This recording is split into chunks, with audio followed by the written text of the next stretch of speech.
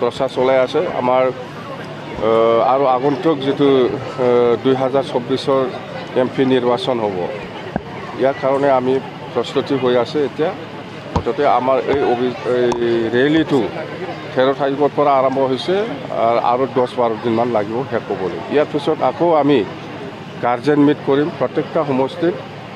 এই guardian meet কৰি পেলাই আমি কিছুমান কথা লৈ মত বিনিময় আমি ইণ্টাৰেকশ্যন প্ৰগ্ৰাম আমাৰ আছে ইয়াৰ পিছত আকৌ ৰাজহুৱা প্ৰগ্ৰাম আছে এনেকৈ প্ৰগ্ৰাম চলি থাকিব আমাৰ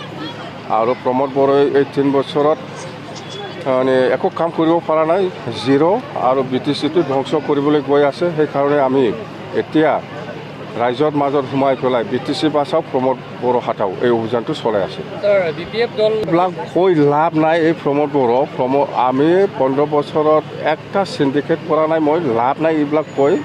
নিজে লাজ লাগিব লাগে সি নিজে শ্ৰীৰামপুৰৰ পৰা নিজে পইচা লৈ আহে কি কৰে প্ৰমোদ বড়ো এইটো কৰি আছে সেইকাৰণে সি আমাক কৈছে আমি এইবিলাক বস্তু একো নাজানি শ্ৰীৰামপুৰৰ কি হয় নহয় এইবিলাক বস্তু মই একো নাজানোই 15 বছৰ কোনো ঠাস নাই মই নাজানিছিলোঁ এতিয়াহে শুনি আছে প্ৰমোদ বড়োৱে এনেকা শ্ৰীৰামপুৰ গেটৰ পৰা এনেকুৱা সিন্ডিকেট কৰি পেলাই পইচা লৈ আহি বুলি এতিয়াহে মই গম পাইছোঁ শ্ৰীৰামপুৰ গেটত এনেকুৱা পইচা পাই বুলি মই আগত জানাই নাছিল স্যার BTC এসেম্বলিত যাবনে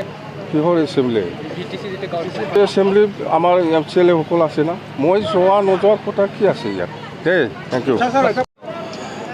आं बेखौनो बुंनो लुगैयो नोंथांमोननि ससियेल मिडियानि जुगै जे जोंनि रायजो राजाफ्रा दिनै साग्रिद जाबाय जे बबे दोलोखौ सापर्ट खालामबा जोंनि रायजो राजाया मोनसे मोजां फल फैगोन बा मोनसे मोजां BTCखौ परिचालना जागोन निश्चय जोंनि रायजो राजाया दिनै अनुभब जाबाय जायनि फलाव दिनै जोंनि BPF दोलोनि जेरावखि जाया उदालगुरियावनो बुं बाक्सायावनो बुं बा चिरां क'क्राझारावनो बुं जिखुनु समस्थियावनो हाग्रामा सारा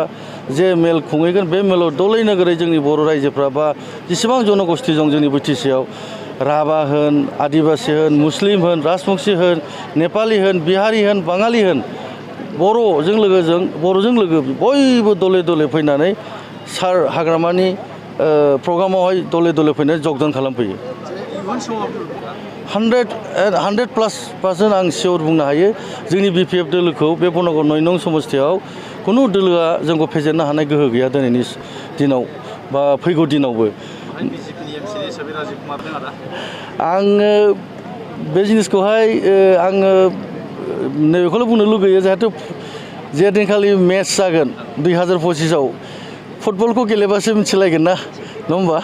सोर प्लेयारा मोजां सोर प्लेयारा गाज्रि आरो आं आसा खालामो समा फैथोंसै समखौ नेनोसै देनां जोंनि 2025आवसो जागोन BTC निर्वाचना जाहाथे समखौ नेनानै आङो बेनि एन्सारखौ रिप्लाइ होनोसै जोंनि बनगावनि 9 नम्बर बनगाव समस्थिनि रायजो राजाखौ आं बेखौनो खावलायो जाहाथे जोंनि BPF दोलोखौ मोजां मोनग्रा बा जोंनि BPF दोलोनि कर्मकर्ताफोर बयखौबो आं बेखौनो मेसेज होनो लुगैयो बा आह्वान होनो लुगैयो जाहाथे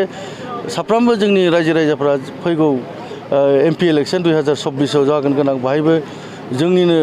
जायखि बिजाथियानो जाया बिथांखौ जोंनिनो रायजो राजाफ्रा दलै नोगोरै भटखौ सोगोन होननानै आङो मिजिं दं 2025 दिनैनि दिनावथ' नोंथांमोना नुगासिनो दं मोनब्रै जिल्लायाव 40टा समस्थियाव सार हाबै दिनै 40टा समस्थियाव हाबनो नागिरदों गथाय हाबै दिनै अलमस्ट 30+ जाबाय बारा गोबां गैला समस्थिया 6-7टासोल' समस्थिसोना बायथ' नोंथांमोना निस्सय मिथिखाना नोंथांमोनाथ' साबसिन मिथिगौ मानो होनोब्ला दिनै दलै नगरै जेरावखि समस्थियाव हाबा सारनि जिखुनु समस्थियाव जेनेरेलैनो होन बा स्टेट रिजार्भआवनो होन दलै नोगोरै दिनै रायजो राजाफ्रा सुबुं गौमा देखायो सारनि प्रग्रामाव बा बिदिखौ मिथियोब्ला जों फैगौ 25आव निस्सय जोङो बिजय जागोन BPF दला पुनरै जों सरकारखौ दागोन होननानै बेथ' खुब लाजिनांथाव बाथ्रा दिनैनि दिनाव फैसा होब्लाबो रायजो राजाखौ लाखिनो हागोन सम्भबानो नङा मानो होनोब्ला बिसोरो खोनादों आं मैया मोनायाव आं दंमोन बाहाय मोनासो एसे बोथोराबो गाज्रिमोन एसे पेन्डेलफ्रा एसे गुलुं गुजुं जादोंमोन बेखौ थिग खालामनो आं दंमोन मोनानि 9टासिम बाहाय आंनि बे जोंनि सापर्टारफ्रा आंनो खोन्थाफैदों सासे मानसि न'आव हाबनानै बिसोरो मानसिफोरखौ लेंहरनानै फैसा रानदों जाहाथे गाबोन बे मेलाव थांनो नाङा BPFनि फुड रेलि मेलाव खिन्थु रायजो राजाफ्रा बिसोरनिफ्राय फैसा लादों आरामसे बे मेलाव नुजाफैदों गाजा गोमजायै दा बेखौ बांद्राय आङो मिनिखादोंसो आं मैया खोनानानै मोनायाव दा बिसोरजों रायजो राजाफ्रा खुनु फट' गैला आरो बिसोरनि खोथाखौ मानिला